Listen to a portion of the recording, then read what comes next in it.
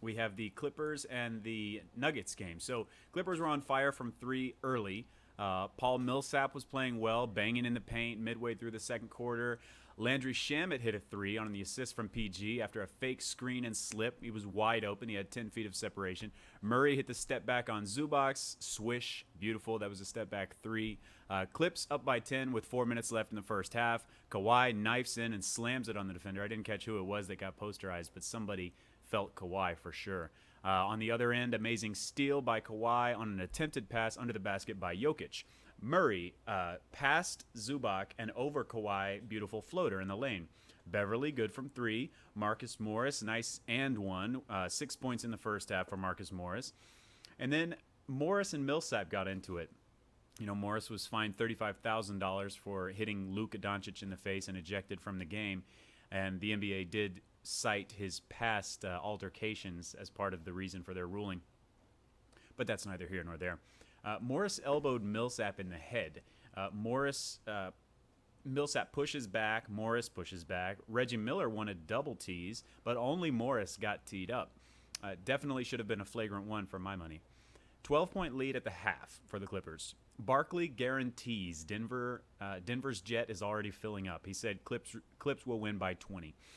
Reggie Jackson and Morris, looking at the backboard and the rim as an employee adjusts it, brought out a level. So apparently the rim was not level. Moving on to the second half. Michael Porter Jr. caps a 13-2 Denver run with an alley-oop to Mason Plumlee. Doc Rivers calls timeout. That was a huge, huge run, and Paul Millsap was a big part of that. Michael Porter Jr. made a nice play there to cap that 13-2 run with the alley-oop to Mason Plumlee. Doc calls timeout. Defense for the Nuggets. Jokic getting hyped AF. Murray heating up and hitting threes. LA hasn't scored in over 4 minutes. Denver takes a lead with 6 minutes left in the fourth. A big lead. They took the lead about a minute before that, but they grew their lead with about 6 minutes left in the fourth. Murray draws a foul on Beverly at the 4-minute mark left in the game. Denver at that point was 6 of 7 from 3 in the fourth quarter. That was with 3 minutes and 41 seconds left in the fourth. Marcus Morris shot a three-pointer air ball, but Murray got overzealous, flying in for the rebound and knocked it out of bounds. Paul George misses a three. Harris airballs a three. The score at that point was 102-94 in favor of Denver, so they were up 8 points. Grant fouls Kawhi. At this point, I should mention, Paul Millsap had 14 points in that third quarter, and the announcers were going on and on about how he lit their fire, and they were playing like zombies, they said, before he went on that run and really charged the guys up and got them back into the game. Paul George, nice move to get a mid-range baseline jumper. He connects. Jokic trying to get Michael Porter Jr. to move off ball. Michael Porter does not move. And at this point, I want to mention Michael Porter Jr.'s comments last game. After the game, he criticized his coaches. He's a rookie. You know, he criticized his coaches. He said, we're running too much through Jokic and Murray. They know what we're doing. We need to switch things up. And people said, you know, why are you criticizing your coaches? That's very taboo, I suppose, in the NBA to publicly denounce your coaches. And everybody's saying, oh, this guy's so immature, and you got to keep that in-house. Even if you feel that way, you shouldn't badmouth your coaches publicly. Well, he said, I don't care. So it looked like on that play, Jokic was trying to get him to move. They were trying to run a certain play, and he gave it to him, and I assume the play was for him to pass it, but he didn't. He took a three, and he made it. It felt like a dagger. It was awesome. Gary Harris, which is the Nuggets' best perimeter defender, fouls out on Kawhi. It looked like he had all ball, but then his hand kind of moved up to his wrist. Neither here nor there. I thought it was a questionable call. I thought it was good defense, but hey, it is what it is. Torrey Craig comes in, checks in for Harris since he fouled out. LA at that point was on a 6-0 run. So Lou Will comes in for Beverly with 1:30 left. Lou immediately misses a three. Michael Porter. Oh, and this is when MPJ, Michael Porter Jr. hit his three. And it looked like when the plan was to run a play. And so then Paul George misses a three. Paul George takes the ball from Jokic on a bad pass from Murray. Michael Porter Jr. blocks Zubac. This was an awesome block on Zubac. And ball goes out it ends up with the Clippers. He blocked it, and it bounced out to a Clipper player. I think it was PG. PG chucks a three. MPG gets the rebound. MPJ, Michael Porter Jr., gets the rebound over Zubac and Morris. And Marcus Morris fouls him. And then Paul George fouls Monte Morris on the ensuing inbounds. Monte goes 1 for 2 from the line. 29 seconds left in the game. PG to Kawhi for 3. Timeout Denver. Beverly fouls Michael Porter Jr., who goes 2 for 2 at the line. Cold-blooded rookie from Missouri who spent his senior year of high school in Seattle before going back to Missouri for college. This kid is, I'll admit, I thought it was really immature of him to say that about the coaches after last game, but he came out tonight and took the game in his hands in the last 6 minutes or so. I mean, he had so many good plays in the last few minutes.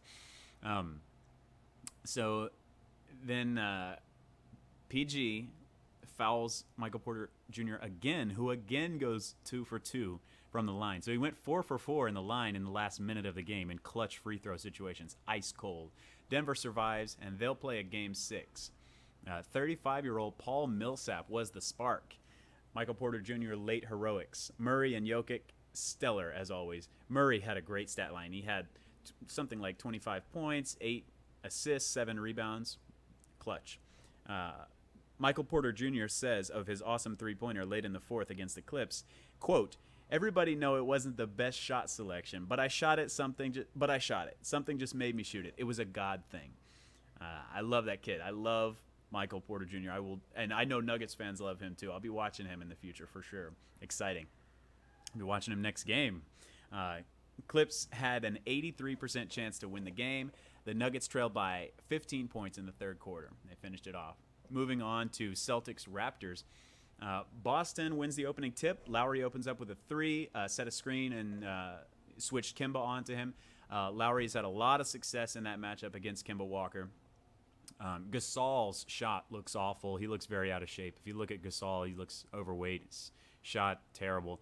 And then again, after that, another Gasol awful shot. I wrote here, looks so out of shape. He missed 2 threes in a row. He's like 1 for 22 or something, or 2 for 22 in the whole series from 3. It was just awful.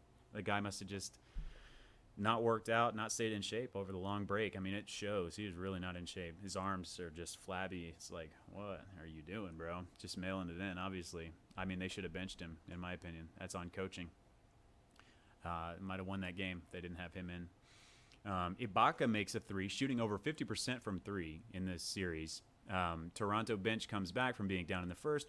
Raptors, Van Vliet makes a nice drive and layup after making a 3 to give the Raps a lead. Ibaka, strong offensive rebound and put back inside. Celtics, Robert Williams has been very impressive for the Celtics. They extended his contract before this season, so he has one more contract next season, which I assume will be at a lower value than what they're getting. So good job at the Celtics front office extending that guy, because he's been awesome for them this postseason. Great offensive one-handed putback by that guy, Robert Williams. Ibaka fouled on a three-point attempt by Kemba Walker. Landed in the landing zone, but just a common foul, not a flagrant, despite someone else in these playoffs getting a flagrant for landing in the landing zone. Marcus Smart draws a charge on Ibaka after getting the steal on a Van Vliet pass.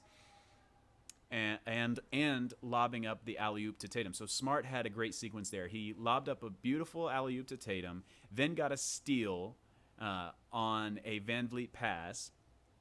I've got that backwards. He got the steal on the Van Vliet pass, then lobbed it up for an alley-oop to Tatum. Then he draws a charge on the other end. Then he goes down and gets another bucket right after that. So great sequence for Marcus Smart. And then Smart, with a huge steal, making a break for a loose ball, steals it and takes it to the rack himself. So, I mean, Smart was awesome in this game, and everybody knows that. He was awesome in this series as well. Game 2, he had a big game. Okay, so halftime. Chuck calling on Kemba to step it up and play like the UConn Kemba. Gasol, and here we go at the second half. Gasol has a great steal and breaks out OG Anunoby, who gets fouled hard on the arm by Tice, who picks up his 4th. Anunoby slams into the stanchion and stays down for a while, but it appears he's okay. Lowry finally gets it going, but he has been struggling tonight. 6th career Game 7 for Lowry at age 34. He's 3-2 in his previous Game 7s. Lowry misses the free throw on the three-point play, so it's 64-63 Boston at this point. Lowry makes a nice play to save a ball. Fourth quarter begins.